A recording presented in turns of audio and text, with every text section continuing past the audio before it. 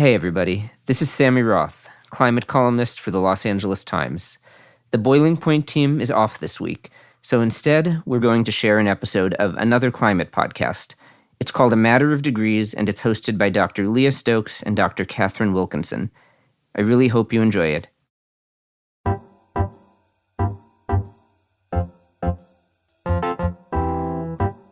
For many Americans, the single biggest financial asset you have is your home. If you don't have insurance or you can't afford enough insurance and that home is destroyed, then you're left with basically nothing. Insurance is the climate crisis canary in the coal mine, and the canary is just about dead. I'm Dr. Leah Stokes. And I'm Dr. Katharine Wilkinson. And this is A Matter of Degrees.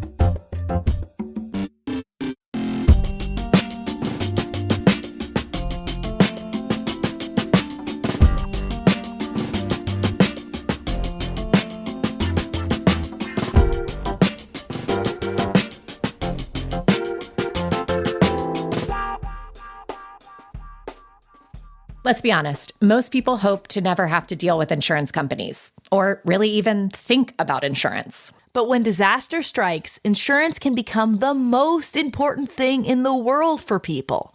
And climate change means that disaster is striking a lot more often.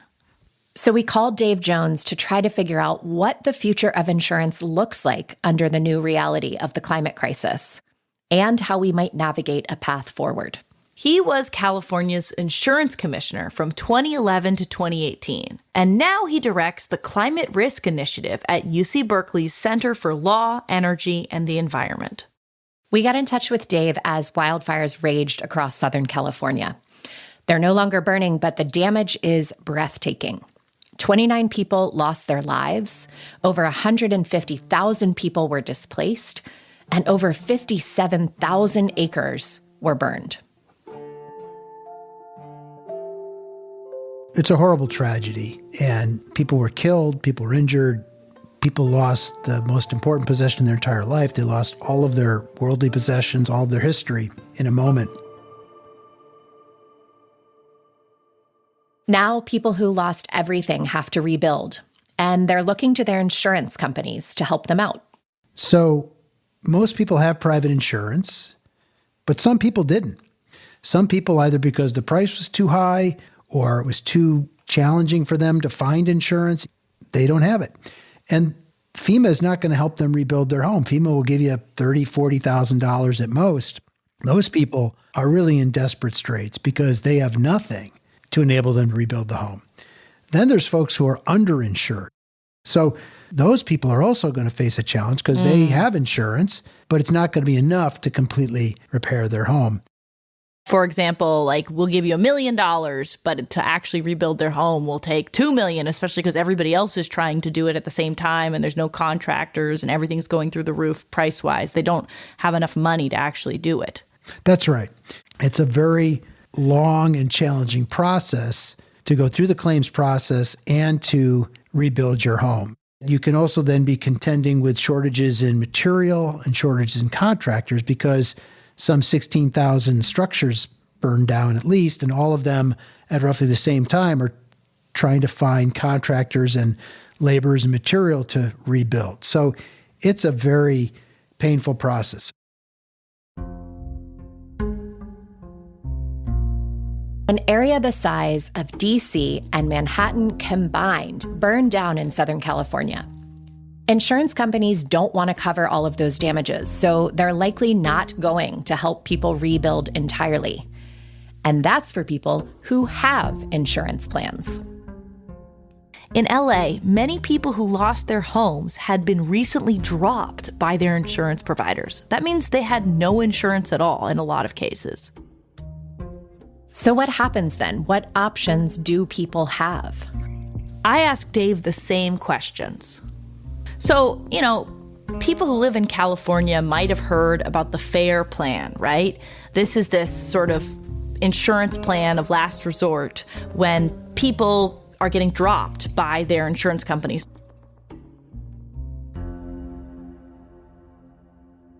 Basically, the rationale is that because states allow insurance companies to pick and choose who they're going to insure, states wanted to make sure that the insurance companies just weren't shoving people and businesses into the void without insurance.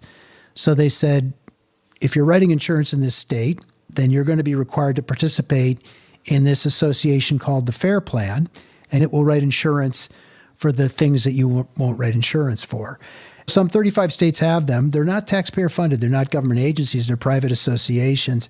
It's a way of keeping the private insurers' skin in the game. They can't just cherry pick the good risks and make money in those. They're going to also have to participate in making sure that the FAIR Plan has the ability to pay claims. Now, there are exceptions. Last year, they obtained an order from the Department of Insurance that changes the rule in California so that instead of the insurers being on the hook if the FAIR Plan runs out of money, all policyholders are. And that is a big change. Whoa. Dave is saying that right now, if insurance companies just don't want to insure some people, then they get passed on to this FAIR Plan, right, Leah? The FAIR Plan is basically an option for people of last resort. It is a pool of money that the insurance companies need to set aside to make sure that they can cover claims for folks who aren't on their standard plans. But if the FAIR Plan runs out of money, which it seems like it will, given how climate change is multiplying damages, then other homeowners have to pick up the tab. Is that right? Even if they weren't the ones impacted by the disaster?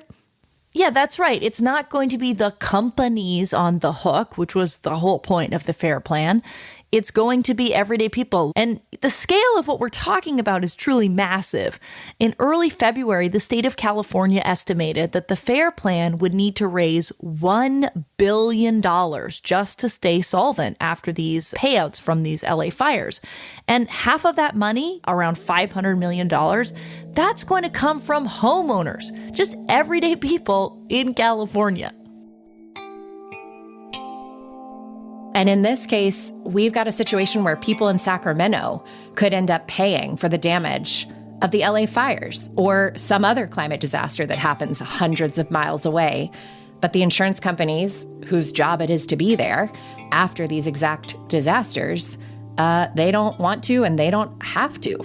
Is that right? Yeah, they just get to keep their own profits and push the costs on to everyday people. And climate change is really breaking the insurance system, leaving regular people on the hook. But Dave had some ideas about who else we could hold responsible. If every policyholder is going to be paying for the FAIR Plan if it runs out of money, which it is going to do after these fires in LA, how do you feel about, is that right? Is that how we should be paying for these disasters?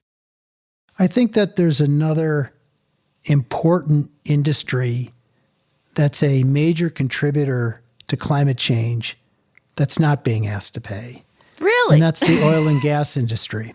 I'm shocked to hear you say that, Dave. They're not at the table, and they need to be at the table. So just to lay this out for your listeners, I think first it's important to understand that in the 60s and 70s, the major oil companies had scientists internally sending communications up to the executives of the company and the board indicating that emissions from the fossil fuel companies were contributing to global temperature rise, and that global temperature rise was going to change the climate, and that climate change was going to result in more severe and catastrophic weather-related events. And so the oil and gas companies knew, and yet instead of disclosing that to the public and working with local, state, and federal policymakers to do something about that, they lied about it.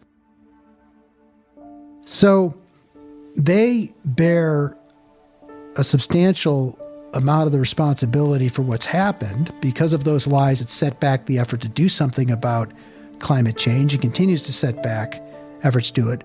And at the same time, their emissions have continued to grow, leading to more severe and extreme weather-related events, which are also not only killing more people and injuring more people, but making it increasingly difficult for insurers to keep writing insurance, and helps explain why they're raising rates and why they're declining to write insurance. So the oil and gas industry ought to be at the table trying to address this issue too. They're not.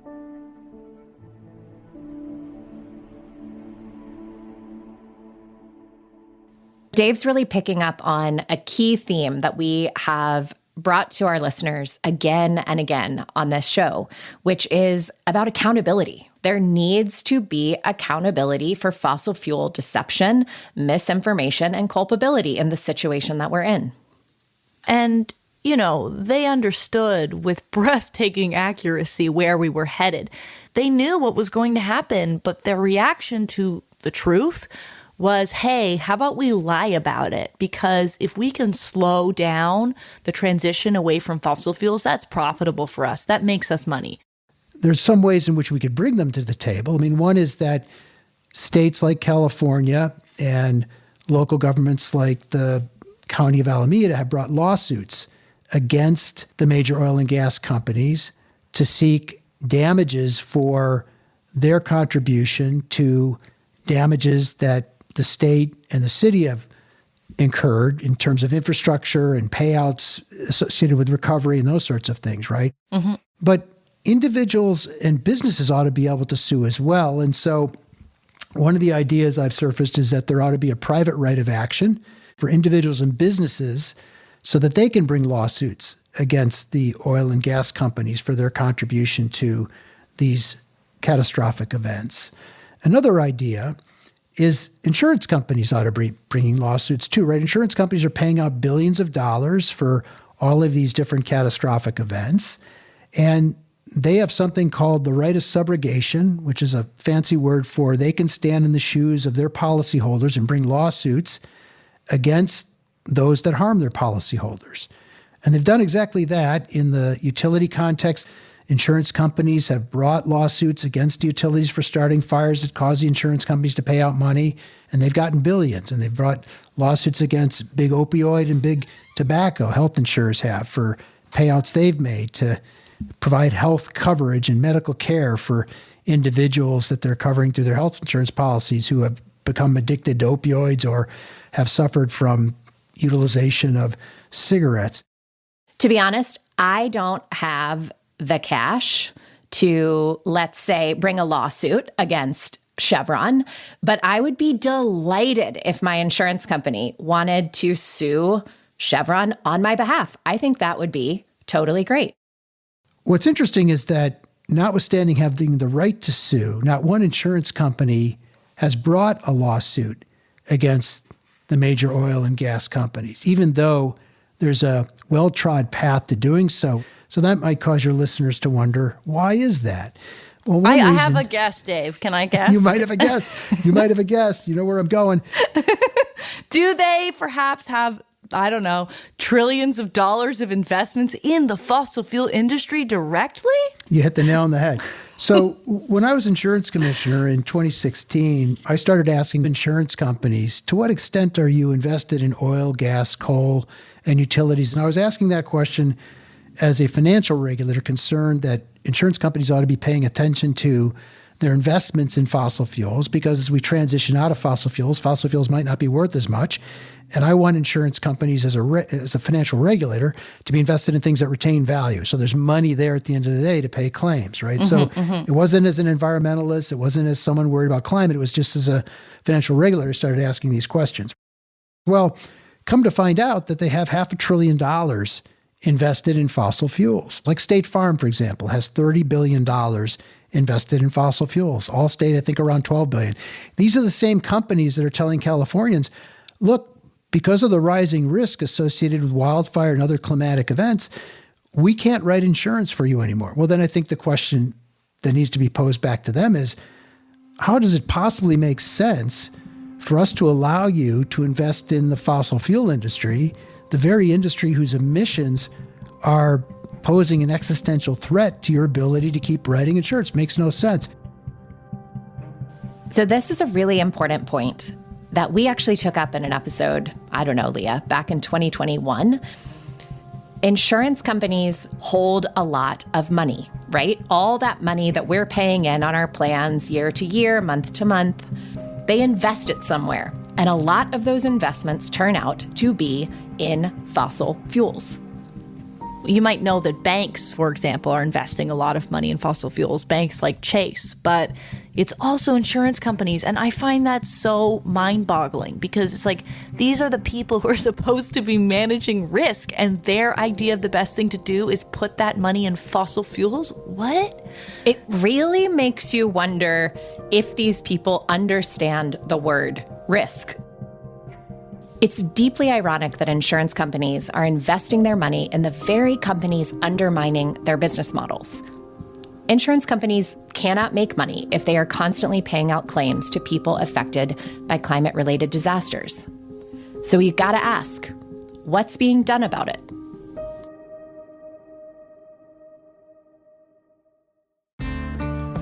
Hi, my name is Mary Knopf, and I'm a producer on Boiling Point. We are here with Joanne O'Neill, Director of Customer Programs at Clean Power Alliance. Hi, Joanne. Hello.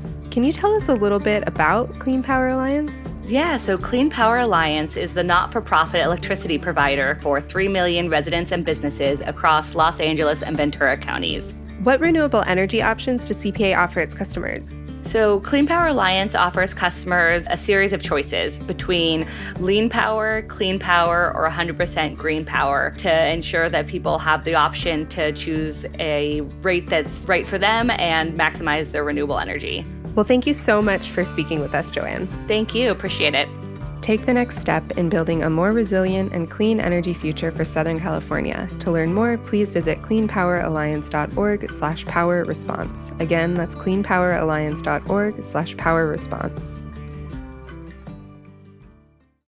With warm weather, it's a great time for a remodel. Update your bathroom, put in new flooring, even a new kitchen.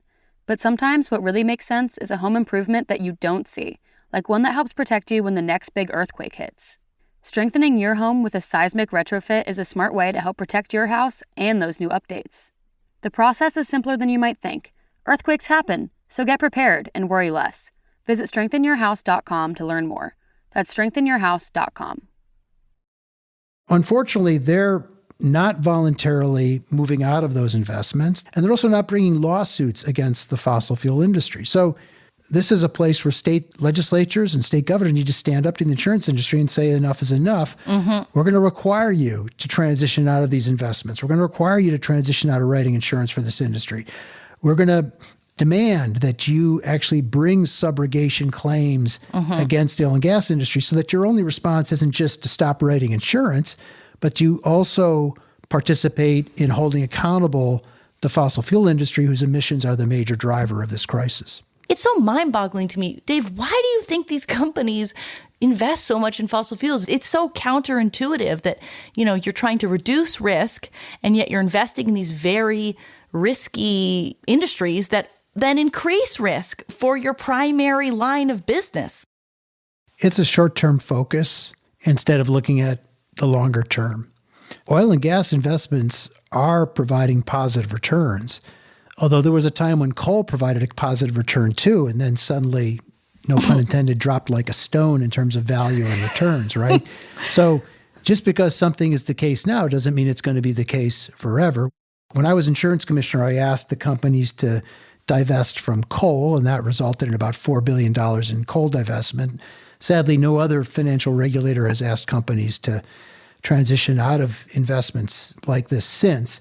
And then the other idea that you kind of mentioned is that you could get this done at the state legislature, right? So you could pass a law that would say, hey, insurance companies, you got to divest. Is that how that would work, Dave?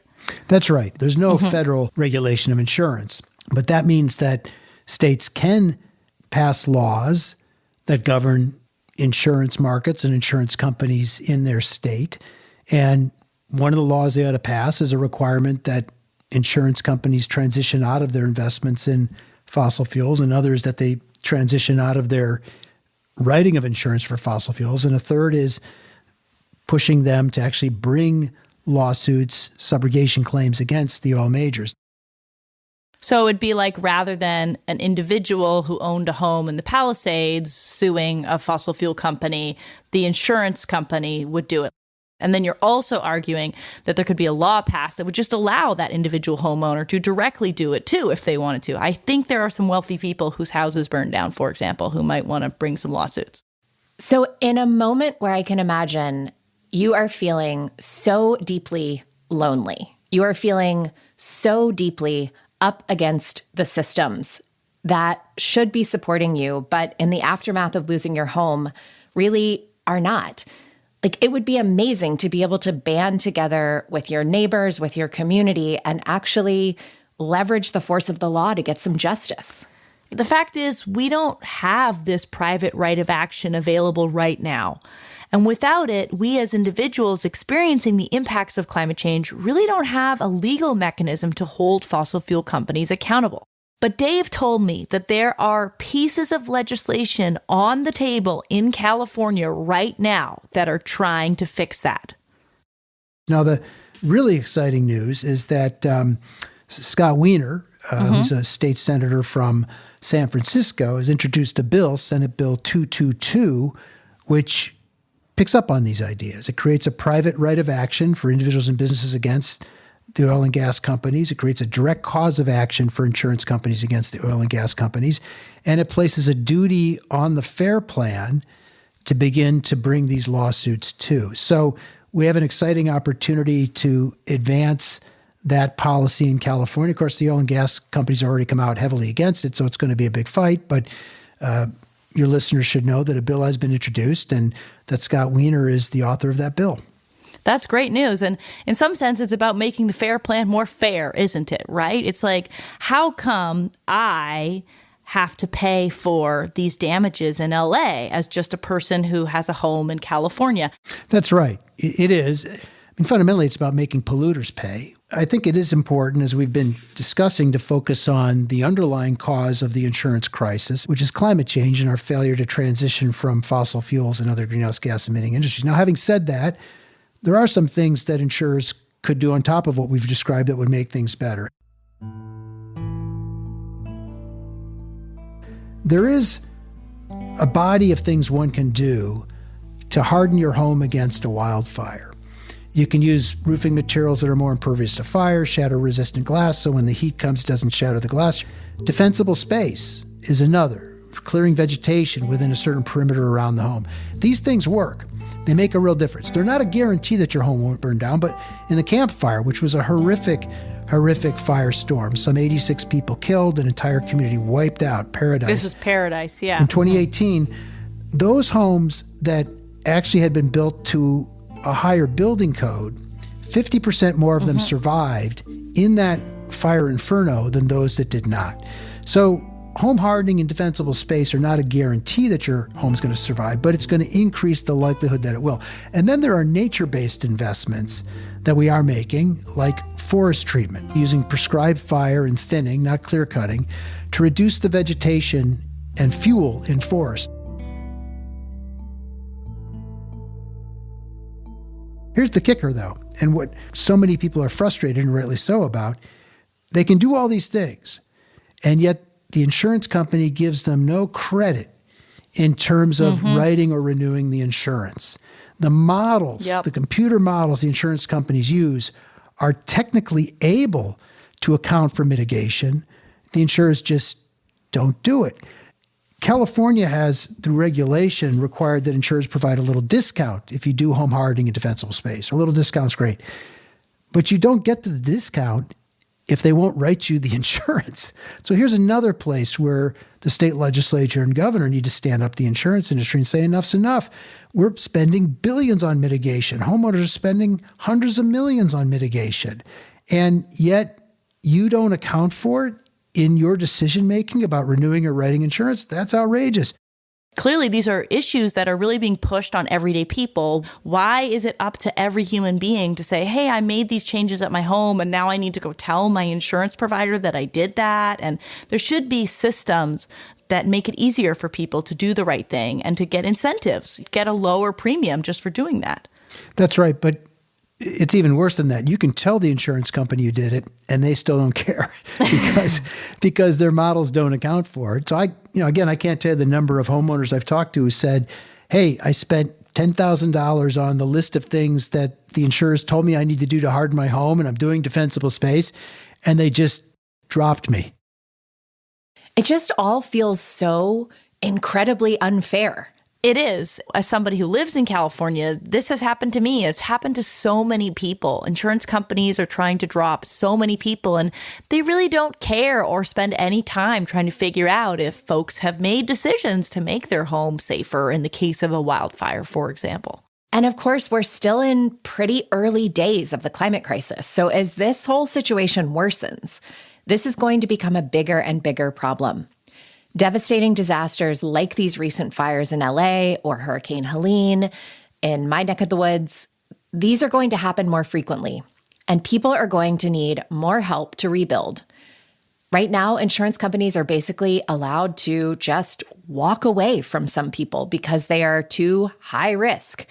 And the cruel irony is that those high-risk people are the most in need of insurance. And that's the theme that we keep hearing again and again in what Dave is saying here, right? That consumers are being screwed over. They have very little protection. Their efforts are not being recognized by insurance companies. They're getting dropped. And then at the end of the day, they're stuck with the bill. They have to somehow pay for the damages from climate change rather than fossil fuel companies. This is nuts. And how can we expect people to have, let's say, planned for the realities of climate change when they've been living in a world of misinformation and disinformation and downright denial of what is happening? Like, people haven't even had the information at hand to be able to make choices that could put them in a position to be more responsive to the situation. So it's just layer upon layer of basically screwing the American public. Dave had some good ideas about how we could turn this situation around, how consumers could, be protected again, which was the point of insurance in the first place. Let's say you had a lot of power to change things. What would be your wish list? Let's just recap some of these things. So one of them would be to have individuals and insurance companies be able to hold fossil fuel companies accountable for their lies and deception and burning all this pollution, which increased climate change, right? So what is the status of doing that as an idea? States attorneys general, including our Attorney General Rob Bonta, and counties and cities have brought these lawsuits. And the lawsuits have been moving ahead for the last 2 years. Then we have Senate Bill 222, which creates in California a private right of action for individuals and businesses to bring lawsuits against oil and gas companies, creates a direct cause of action for insurers to bring lawsuits against oil and gas companies. And so I think that's something that we need to enact. Mm-hmm. Then the third thing would be for the state of California and other states to enact legislation requiring insurance companies to transition out of their investments in fossil fuels and transition out of writing insurance for fossil fuels. The fourth thing would be the state of California and other states adopting laws that require the insurance companies' models to take into account investments in adaptation or mitigation that work and reduce risk so that people have a fighting chance of actually getting insurance written when they do these things. Fundamentally, though, it all comes back to climate change and what is the major driver of climate change. And so in addition to those things that I've just described, we've got to redouble our efforts to reduce our utilization of fossil fuels and other greenhouse gas emitting industries, because that ultimately is what it's going to take to get us to a future that is insurable. Right now, we're marching steadily towards an uninsurable future. And in many parts of this country, we're already there.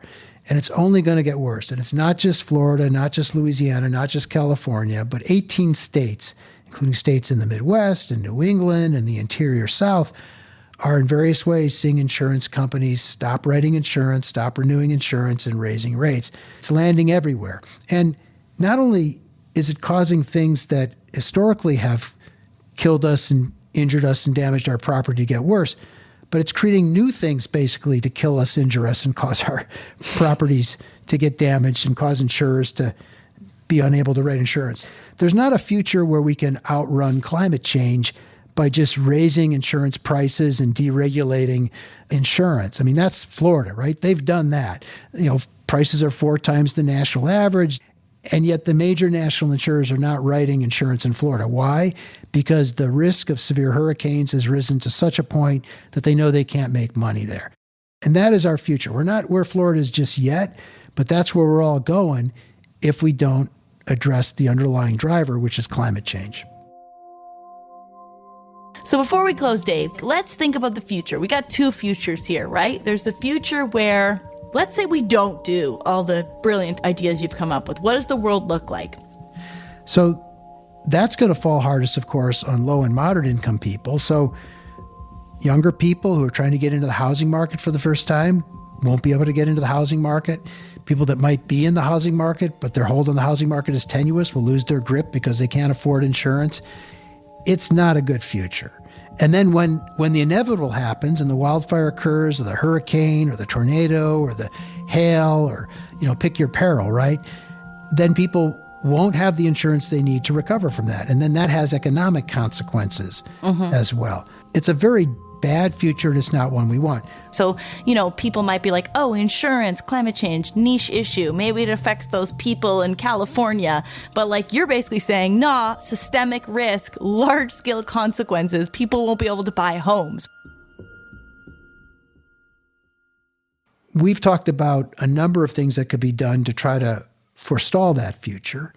At a minimum, if those things are done, it will help bend the curve with regard to temperature rise and make our future far more sustainable and make it more likely that insurance will be affordable and available, and that all these other bad things that I've talked about are less likely to occur. And we're really at a fork in the road at this point. So the world will look a lot better, shockingly, if we take on the climate crisis and we get insurance companies to help us, to help hold fossil fuel companies accountable. That makes the world fairer and allows people to afford their homes and their insurance. And we can have a system that protects people.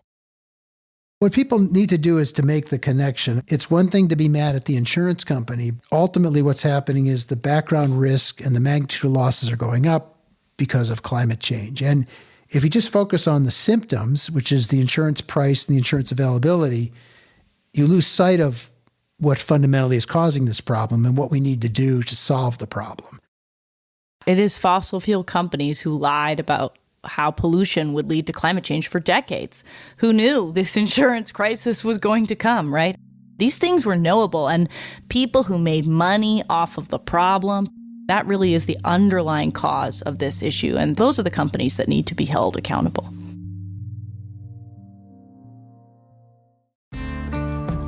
Hi, my name is Mary Knopf, and I'm a producer on Boiling Point. We are here with Joanne O'Neill, Director of Customer Programs at Clean Power Alliance. Hi, Joanne. Hello. Clean Power Alliance offers many customer programs to save on electricity bills and conserve energy.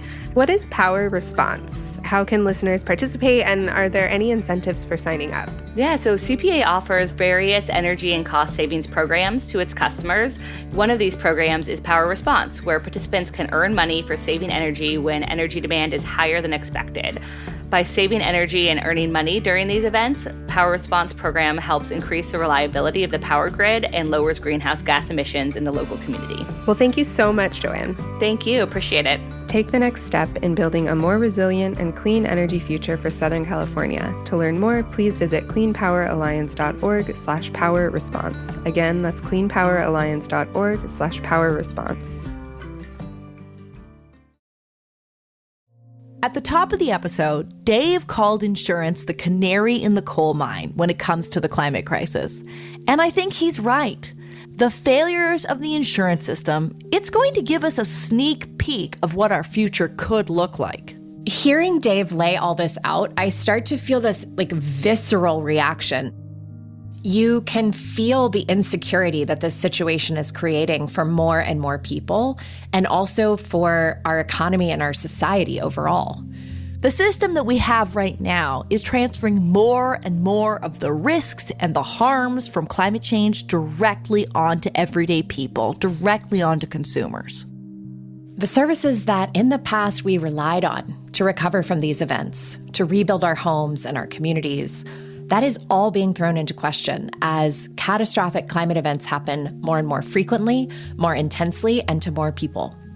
And there was one thing that really stayed with me after this conversation with Dave. which is that this dynamic around insurance could mean that everyday Americans, everyday people, will not be able to own their homes to the same extent because they won't be able to insure them. And as a result, they can't get mortgages. And that just stunned me when I think about what that means for inequality in this country. You know, Leah, I think about, for all of its shortcomings, the idea of the American dream, the idea really of freedom and how much that is intertwined with the ability to have a home, right? A place to live, to have your family, to make memories, to have some financial stability for the future. A home is the largest financial asset that most families have. And in many ways, it's the foundation of economic and social mobility in this country. To own a home without taking on wild amounts of risk, certainly untenable for most people, you have to be able to insure it. And as Dave said, you can't get a mortgage without insurance, so you can't buy a house without insurance. This is just one way that climate change is ripping the rug out from underneath everyday people. And of course, the climate challenges for insurance don't end at property and home insurance. You can think about crop insurance for farmers, the implications for health insurance from just heat-related illness alone. Think about life insurance as climate-driven shifts take more lives. You really start to see what a mess the insurance industry is in, and thus what a mess, frankly, we're all in. But as Dave said, it doesn't have to be this way. There is an alternative future, a better future. It starts with folks talking about their experiences, getting dropped from their insurance, not getting recognized for their efforts to harden their home, or not getting enough money to rebuild, because that will build the public support necessary to pass these transformative laws, like SB 222, which Dave talked about. And in parallel, we've got to hold the fossil fuel industry accountable for all the damage they've caused. It is possible for us to have an insurable future, one where people, our homes, our communities are protected from the climate crisis.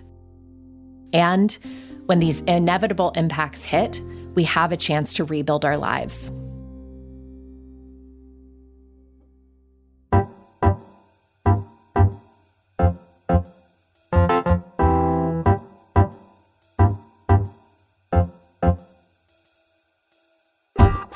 A Matter of Degrees is co-hosted by me, Dr. Leah Stokes. And me, Dr. Katharine Wilkinson. We are a production made in partnership with the 2035 Initiative at UC Santa Barbara and the All We Can Save Project. Thanks to our funders and supporters who make this show possible, including the 11th Hour Project. If you're digging the show, please hop on Apple Podcasts or Spotify and give us a 5-star rating or leave us a review. Script writing, fact-checking, communication, and production support are by Lucas Boyd, Quinn Lewis, Kristen Palmstrom, and Anusha Singh. Samir Sengupta is our editor and sound designer. Rose Wong designed our show art. Sean Marquand composed our theme song. Additional music came from Blue Dot Sessions. You can find us online at degreespod.com and on YouTube. And stay tuned for more stories for the climate curious.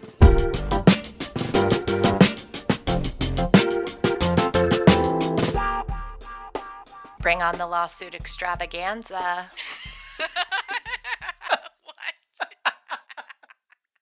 Today is the worst day of Abby's life. The 17-year-old cradles her newborn son in her arms. They all saw how much I loved him. They didn't have to take him from me. Between 1945 and the early 1970s, families shipped their pregnant teenage daughters to maternity homes and forced them to secretly place their babies for adoption. In hidden corners across America, it's still happening. My parents had me locked up in the godparent home against my will. They worked with them to manipulate me and to steal my son away from me. The godparent home is the brainchild of controversial preacher Jerry Falwell, the father of the modern evangelical right and the founder of Liberty University, where powerful men, emboldened by their faith, determine who gets to be a parent and who must give their child away. Follow Liberty Lost on the Wondery app or wherever you get your podcasts. The TuneIn app is the most convenient way to access all your favorite audio on the go. Download the TuneIn app and stay plugged in wherever your day takes you. With TuneIn, you can listen to the best music, podcasts, talk shows, and sports no matter where you are. Search for TuneIn in the App Store to download the app today.